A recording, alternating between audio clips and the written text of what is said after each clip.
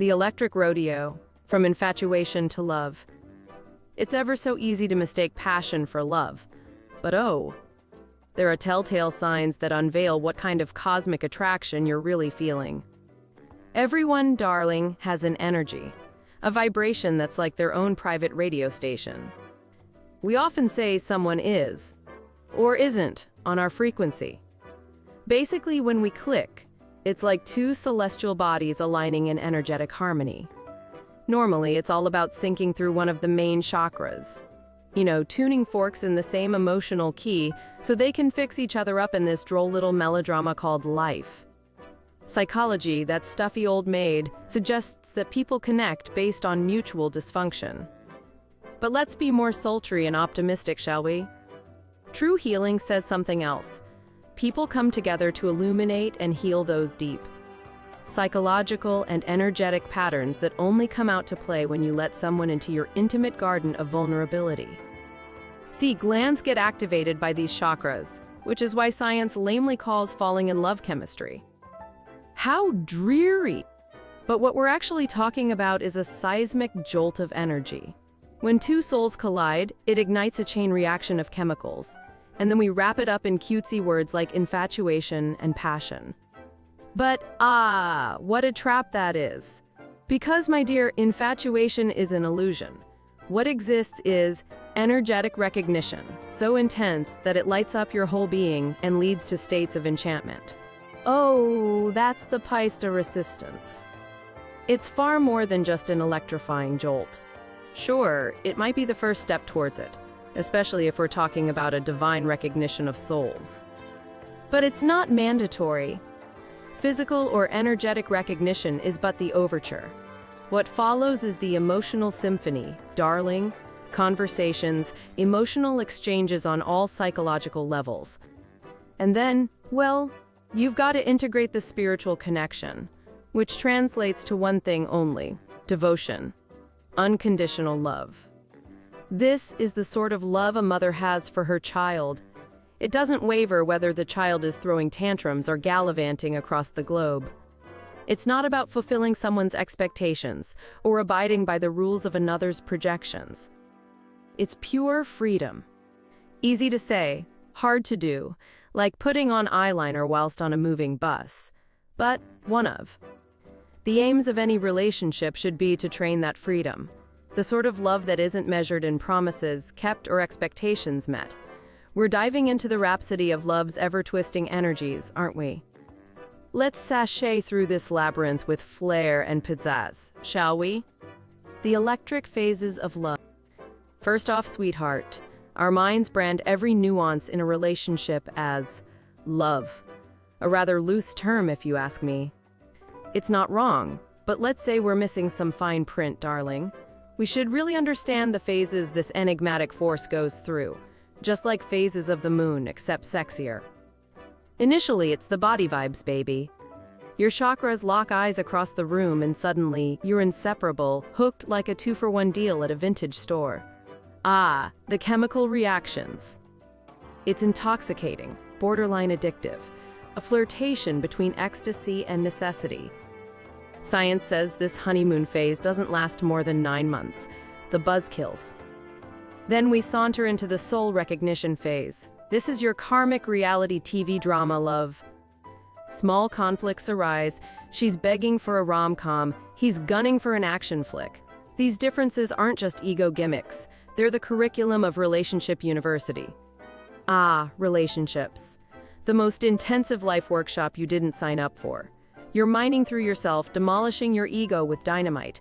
No one in their right mind would willingly go through this. It's not just a journey, but a renovation, exposing not just the Instagrammable, but the gruesome bits that have been swept under the rug, or buried in the basement of consciousness. In this murky crucible, pure love eventually dawns, love in its filtered form. You're connected despite the quirks and tantrums. But most couples get stuck here, frozen like a paused rom-com. Their love story slowly scrolls the end credits because they're stuck in patterns and unspoken ultimatums. Love starts to feel as routine as household furniture, and like a poorly directed sequel, the entire affair spirals downwards.